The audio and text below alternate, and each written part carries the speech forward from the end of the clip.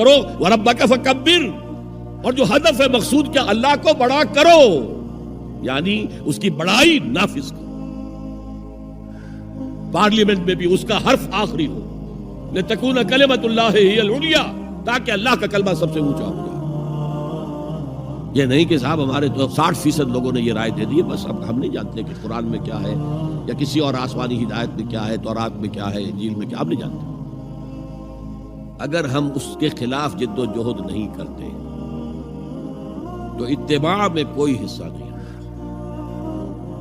جو اطاعت تھوڑی بہت ہم کر رہے ہیں وہ بھی جزوی ہے، کلی نہیں ہے، اسی لیے دنیا کی رسوائی وہ تو ہمارے ماتھے پر لکھی ہوئی، ضربت علیہم الذلۃ والمسکنۃ وباؤوا بغضب من اللہ، آج ہمارا حال یہ ہے۔